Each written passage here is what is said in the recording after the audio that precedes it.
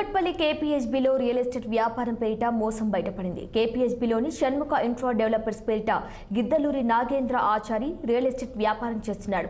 వికారాబాద్ జిల్లాలోని Nawabpet ఎల్లంకొండలో survey number 307 నుండి 313 వరకు నిందితుడు రియల్ ఎస్టేట్ వ్యాపారం నిర్వహించాడు. కేపీహెచ్బీ కాలనీలోని ఎంఐజీ 88లో ఆఫీస్ తెరిచి నిందితుడు మోసానికి పాల్పడ్డాడు. బాలాజీనగర్కు చెందిన అరిమంద సుజాత, వివేకానంద నగర్కు చెందిన పోచారెడ్డి సరిత ఇచ్చిన ఫిర్యాదు మేరకు కేసు నమోదు చేసుకుని పోలీసులు దర్యాప్తు చేస్తున్నారు. గిద్దలూరి నాగేంద్ర ఆచారి చూపించిన 2 ఫ్లాట్స్ ను కొనేందుకు సుజాత సిద్ధమవగా 39 లక్షలకు బేరం కుదుర్చుకొని అడ్వాన్స్ రూపంలో 23,95,000 రూపాయలను వారికి అందజేసింది.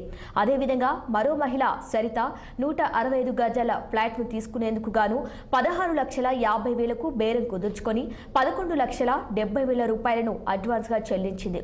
వారు కొన్న ఫ్లాట్స్ ను తమ పైన రిజిస్ట్రేషన్ చేయాలని నిందితుడిపైన ఒత్తిడి తేవడంతో తను పట్టించుకోకుండా దాటవేస్తూ ఉండటంతో పోలీసులకు ఫిర్యాదు చేశారు.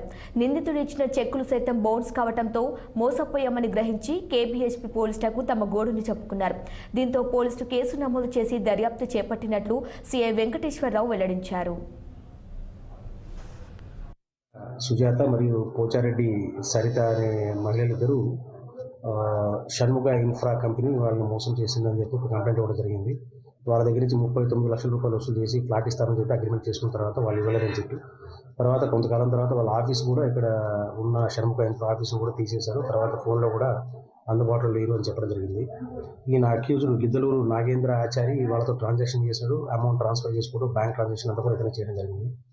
ఇతను కూడా ఫోన్లో అందుబాటులో లేకుండా పోవడం జరిగింది. లాస్ట్ ఏప్రిల్లో కంప్లైంట్ ఇచ్చారు.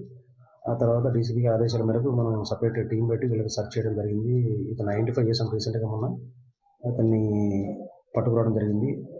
ఇతను వీళ్ళతో పాటుగా ఓబ్లేష్ అనే అతను కూడా ఒక 1 crore చేంజ్ అమౌంట్ ఇట్లాగే తీసుకొని రియల్ ఎస్టేట్ కాంట్రాక్ట్లో చెక్కులు ఇచ్చాడు. చెక్కులు కూడా బౌన్స్ అవ్వడం జరిగింది. అది కూడా కాకుండా ఇంకొక ఎన్బిడబ్ల్యూ వారెంట్ కూడా ఇతని మీద పెండింగ్ ఉంది. అతనికి అమౌంట్ డిఫాల్ట్ ఉన్నది. ఇతను పలు ఆర్థిక నేరాల్లో ఇన్వాల్వ్మెంట్గా తెలుస్తుంది. మరి కొంతమంది బాధితులు కూడా ఇందులో ఉండే అవకాశం ఉంది. వాళ్ళు కనుక ఫిర్యాదుదారులు ముందుకు వస్తే వాళ్ళు కూడా పరిశీలించి ఒక దీంట్లో జ్యూడిక్షన్ వస్తే మాకు యాడ్ చేయడం జరుగుతుంది.